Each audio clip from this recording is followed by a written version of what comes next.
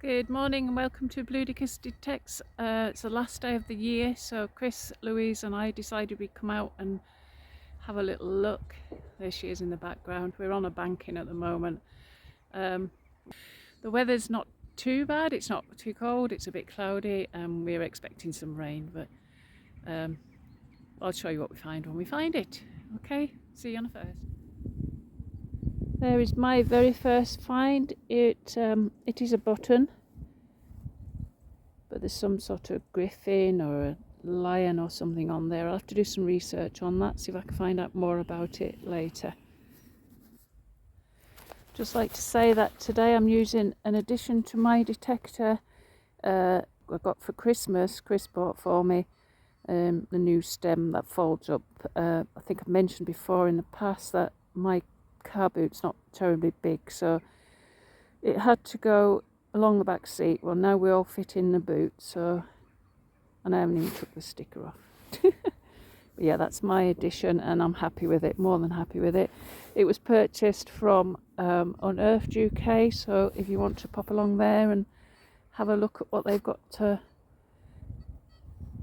their site. So Lou's just brought these over. She's got a piece of lead, but the bottom end of a bottle in the same hole. Lou's just found her first coin for today. I'm going to have to look at that later and see if we can get any detail off it, but somebody's took the lengths of putting a hole through it. But it's not a modern one, it's quite an old one. Lou's just found this button and that gave her a bit of a scare. She thought she got silver, but it is. We've all been caught out by that. My next find is half a buckle. We've just been speaking to the farmer. I've had to move my car whilst he fed the sheep, and he was telling us it's not a blacksmith that's here. It used to be two cottages. We've always assumed it's a blacksmith. I don't know why, but so we're going to have a look around here. We don't know where Chris is. We haven't seen him since we arrived, but he hasn't shouted on the radio, so I don't think he's got anything important. My next find is the hinged bit from one of those old-fashioned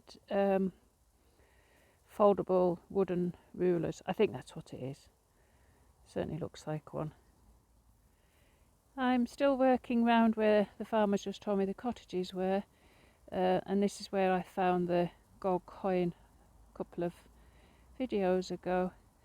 So I'm thinking that's possibly a pocket watch chain.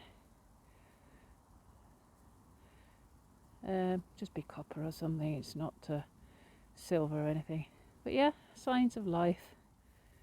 Just catching up with Lou. We're sure this is another coin, but there's nothing on it. Chris has given me a shout saying he's found a couple of coins, but we're going to stop for lunch soon, so we'll have a catch up with him then. I'm just down in the grounds of the two old buildings. I thought this was a musky ball, but it does have a hole, so that could possibly be a button. So much junk down here though. Lou's just had another coin. It's quite a good nick, this, George. We couldn't quite see the date. There seems to be a scratch on it. 19 something 9. 49. Can't tell. More chain. Slightly different to the last one. Yep. A coin for me. Very, very blank one.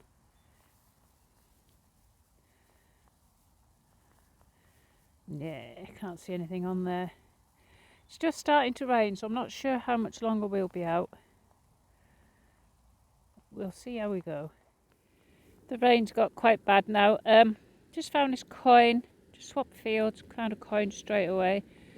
But I can't see what it is. Oh, that might be a George III. But I will certainly leave it on the bottom of this video when I get home and find out what it is. The rain got so bad we had to pack away quickly, so I'm just going to cover what we found and what they are. This button, I think, is a uniform button. for the Herbie Percy family livery, and that is in Shropshire. Continuing with my finds, this is a George III 1806, and the following one, yes, this one, it was just a blank coin. Following on with Lou's finds for the day, this was the George 1919, we think, coin.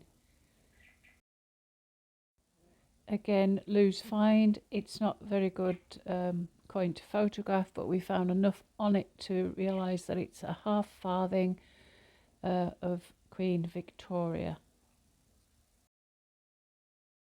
Moving on to Chris's finds. This one is a George I farthing.